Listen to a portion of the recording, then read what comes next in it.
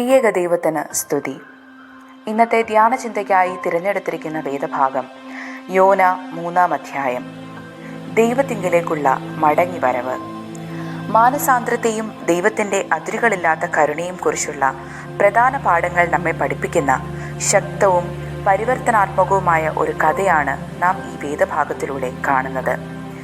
ഈ വേദഭാഗവുമായി ബന്ധപ്പെടുത്തി 2 ചിന്തകൾ നിങ്ങളുമായി പങ്കുവച്ചു കൊള്ളട്ടെ.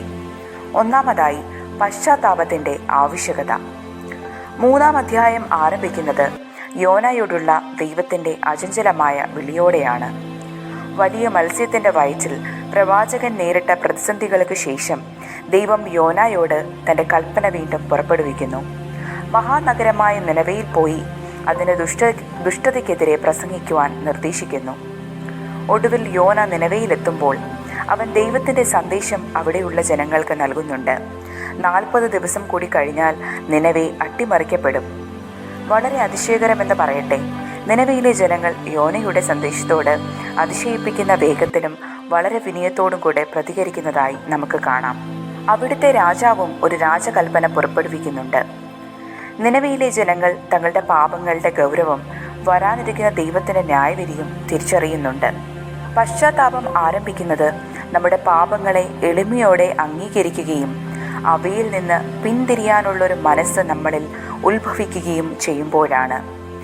ദൈവസന്ദേശത്തോടുള്ള നിനവയുടെ ദ്രുത പ്രതികരണം നമ്മെ പഠിപ്പിക്കുന്നത് നാം നമ്മുടെ പാപങ്ങൾ അംഗീകരിച്ച് ഏറ്റുപറയുമ്പോൾ, അനുതപിക്കുമ്പോൾ, ന്യായവിധി നേരിടുമ്പോഴും ദൈവത്തിൻ്റെ കരുണയും ക്ഷമയും നമുക്ക് അനുഭവിക്കാൻ കഴിയും എന്നുള്ളതാണ്.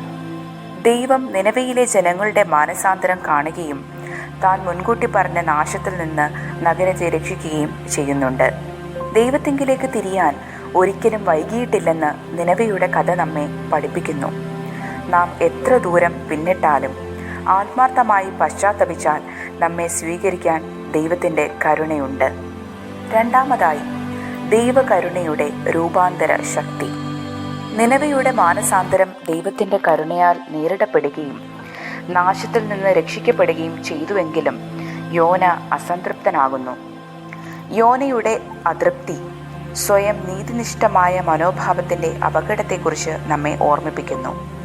മറ്റുള്ളവരെ വിധിക്കാതിരിക്കാനും ദൈവത്തിൻ്റെ കരുണയോടും കൃപയോടും അപലപിക്കാനും നാം ജാഗ്രത പുലർത്തണം.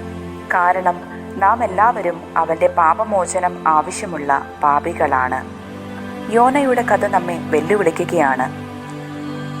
അവരുടെ രൂപാന്തരത്തിലും ദൈവവുമായുള്ള അനുരഞ്ജനത്തിലും സന്തോഷിക്കാൻ നാം തയ്യാറാണോ?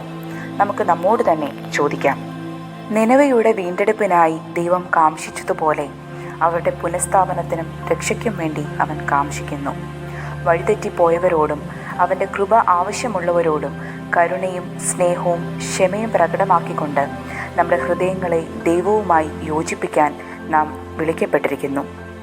നഷ്ടപ്പെട്ട മക്കൾ തന്നിലേക്ക് മടങ്ങി വരുമ്പോൾ ദൈവം സന്തോഷിക്കുന്നത് പോലെ മറ്റുള്ളവരുടെ രൂപാന്തരത്തിൽ സന്തോഷിക്കാൻ നമുക്കും പഠിക്കാം.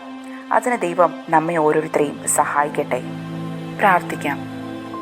ദൈവമായ കർത്താവേ, കാലതാമസമില്ലാതെ മാനസാന്തരത്തിനുള്ള ആഹ്വാനത്തിന് ചെവി കൊടുക്കുകയും ദൈവത്തിൻ്റെ കരുണയെ തുറന്ന ഹൃദയത്തോടെ സ്വീകരിക്കുകയും ചെയ്യുവാനുള്ള മനസ്സ് അവിടുന്ന് ഞങ്ങൾക്ക് ഓരോരുത്തർക്കും നൽകി തരുമാറാകണമേ. ആമേൻ.